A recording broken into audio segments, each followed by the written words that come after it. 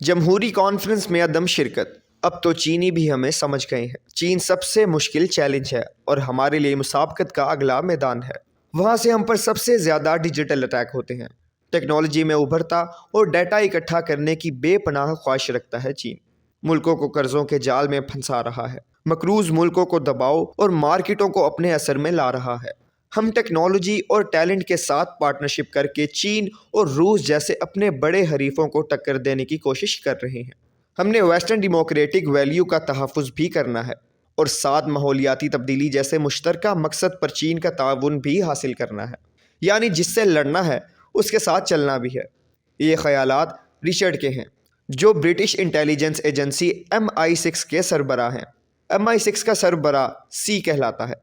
James bound کی فلموں میں MI6 کے ہیڈ کو M کا نام دیا گیا ہے۔ رچرڈ نے اکانومسٹ کی پوڈ کاسٹ میں شرکت کی ہے اور کافی کھل کر بات کی ہے۔ ان کا کہنا ہے کہ اگر ہمیں خفیہ رہنا ہے تو زیادہ کھل کر بولنا ہوگا۔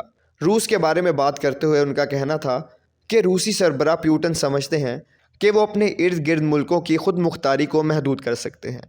اب یہ ایک مسئلہ ہے، یعنی اس کو بھی MI6 نے دیکھنا ہے۔ بات چونکہ انٹیلیجنس سے شروع ہوئی ہے، لہٰذا حوالوں کے ساتھ ہی اسے آگے بڑھاتے ہیں۔ آپ دوست خفیہ ہتھیار ہے تو تجارت اس سے بھی زیادہ خفیہ طریقے سے کام کرتی ہے۔ دونوں سیکیورٹی بڑھاتے ہیں۔ آپ دوست دفاع کرتی ہے تو تجارت باہمی انحصار میں اضافہ کرتی ہے۔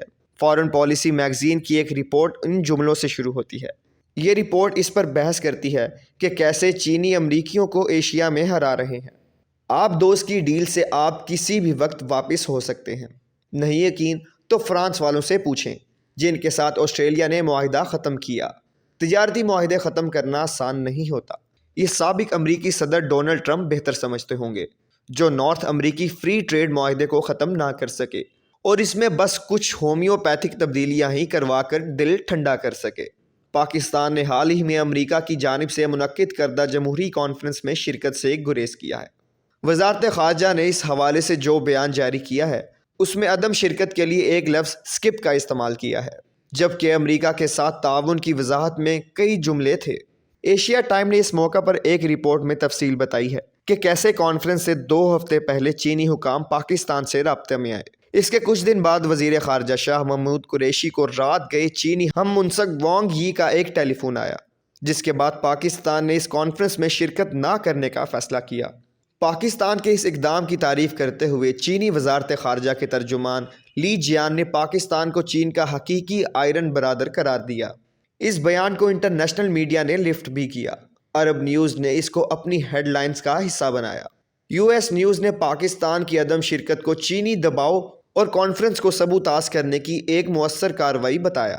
چینی دباؤ کی بات ذہن میں آتے ہی دھیان اردو نیوز کے ساتھ مشیر خزانہ شوکت ترین کے انٹرویو کی طرف جاتا ہے۔ اس انٹرویو میں ان سے جب سی پیک پر سست رفتاری سے متعلق سوال ہوا تو شوکت ترین نے بتایا کہ سی پیک کا پہلا فیز ختم ہو رہا ہے۔ ہم نے چینی کمپنیوں کو $1.5 ارب کی ادائیگیاں کرنی ہیں۔ $1.5 ارب کی ادائیگیوں کے علاوہ ہم نے چین سے اسٹیٹ بینک میں پارکنگ کے لیے بھی انٹرسٹ پر قرض لے رکھا ہے۔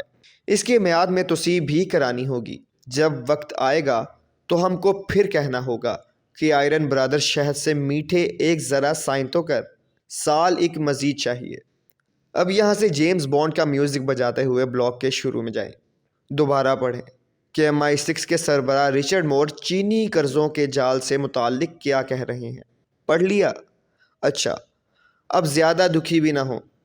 فائنینشل ٹائمز میں یوکرین کے نئے وزیر دفاع اولیکسی رزنیکوف کا بیان چھپا ہے۔ اس میں وہ فریادی ہیں کہ جرمنی نے نیٹو کے ذریعے یوکرین کو اسلحہ کی سپلائی بلاک کر دی ہے۔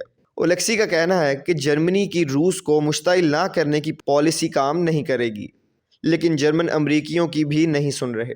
وجہ بس اتنی سی ہے کہ جرمنی انرجی کے لیے روس پر انحصار کرتا ہے، وہیں ٹوٹ پانی 2 ٹکوں کی مجبوری سستی انرجی میں جرمنی سے یہ پرہیز کروا رہی ہے کہ یوکرین جانے روس جانے ہمیں گیس ملتی رہے۔ اب آپ اوپر آبدوز اور تجارت دونوں دفعہ بڑھاتے ہیں والے جملے پڑھیں۔ سمجھیں ہم بھلا کیا بیچتے ہیں۔ بس دکھ یہ ہے کہ چینی بھی سمجھ گئے ہیں کہ ہم کیسے کتنی جلدی کون سی چابی چلنے پر ساری بات مان جاتے ہیں اور پھر امریکیوں کے بھی آگے کھڑے ہو سکتے ہیں۔